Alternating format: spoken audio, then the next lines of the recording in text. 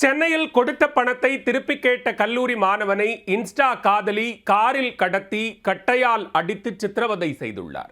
ஊர் விட்டு ஊர் வந்து படிக்க வந்த இளைஞரை காதல் வலையில் சிக்க வைத்து சின்னாபின்னமாக்கிய இளம்பெண்ணின் பின்னணி என்ன? கல்லூரி மாணவனின் படிப்பை பாதியில் நிறுத்தி வேலைக்கு அனுப்பி மாதா மாதம் சம்பள பணத்தை கறந்து வந்த கேடி பெண் இவர்தான். லட்சங்களில் பணத்தை கறந்து காதல் வலை வீசி கல்யாண ஆசை காட்டி இளைஞரின் எதிர்கால வாழ்க்கையை கேள்விக்குறியாக்கிய சம்பவத்தில் நடந்தது என்ன? கடலூர் மாவட்டத்தைச் சேர்ந்த சசிகுமார் என்ற 19 வயது இளைஞர் மதுரவாயல் பகுதியில் உள்ள கல்லூரியில் படித்து வந்தார். அப்போது இன்ஸ்டாகிராம் மூலம் பழக்கமான 21 வயதான ரித்திகா என்ற இளம்பெண்ணை காதலித்து சென்னையின் பல்வேறு இடங்களில் அவருடன் சுற்றித் திரிந்துள்ளார். இதனிடையேதான் பிசினஸ் தொடங்குவதாக கூறி காதலன் சசிகுமாரிடம் சிறுக சிறுக 1,87,000 ரூபாயை ரித்திகா கேட்டு வாங்கியுள்ளார். இதனால் கல்லூரிக்கு கட்டணம் செலுத்த முடியாமல் படிப்பை பாதியில் நிறுத்திவிட்டு சசிகுமார் வேலைக்கும் சென்றுள்ளார். அதில் வரும் மாத சம்பள பணத்தையும் ரித்திகா கறந்து வந்துள்ளார். ஒரு கட்டத்தில் ரித்திகா வேறு நபரை காதலிப்பது தெரிய வந்து அதிர்ச்சி அடைந்த சசிகுமார் அது தொடர்பாக கேட்டபோது இருவருக்கும் இடையே தகராறு ஏற்பட்டுள்ளது. இனி உன்னுடன் பேச விருப்பமில்லை, நீ யாரோ நான் யாரோ என கூறி காதலை துண்டித்துள்ளார்.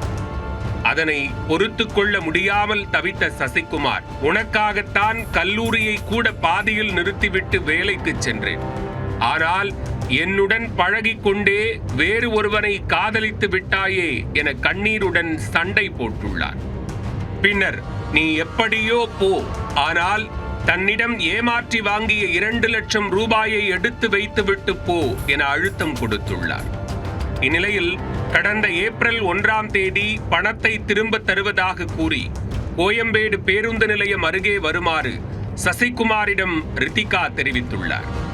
அங்கே சென்றதும் சிகப்பு நிற காரில் தனது தோழி உட்பட 4 பேருடன் காத்திருந்த ரித்திகா தாம்பரம் அருகே பணம் இருப்பதாகவும் அங்கு சென்றதும் பணத்தை தருவதாகவும் கூறி சசிகுமாரையும் அழைத்துச் சென்றுள்ளார். பின்னர் தாம்பரம் அருகே சென்றதும் அங்கு ஆட்கள் நடமாட்டம் இல்லாத இடத்திற்கு அழைத்துச் சென்று அங்கு ஏற்கனவே பதுங்கியிருந்த 5 நபர்களும் காரில் இருந்த ரித்திகா உட்பட 4 பேரும் சேர்ந்து சசிகுமாரை கட்டையால் தாக்கி காயப்படுத்தி கால்வாய் அருகே வீசிச் சென்றனர்.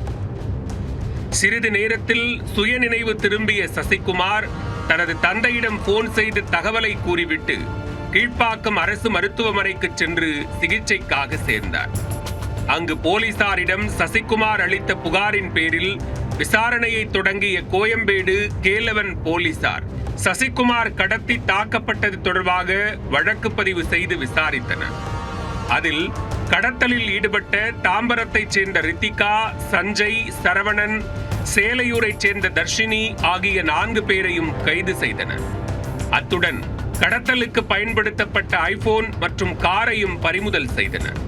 பின்னர் 4 பேரையும் நீதிமன்றத்தில் ஆஜர்படுத்தி சிறையில் அடைத்தனர். இதனிடையே சசிகுமாரை மட்டும்தான் ரித்திகா ஏமாற்றியுள்ளாரா அல்லது வேறு யாரேனும் இவர்களால் பாதிக்கப்பட்டுள்ளார்களா என்ற கோணத்திலும் போலீசார் தொடர் விசாரணை மேற்கொண்டு வருகின்றனர்.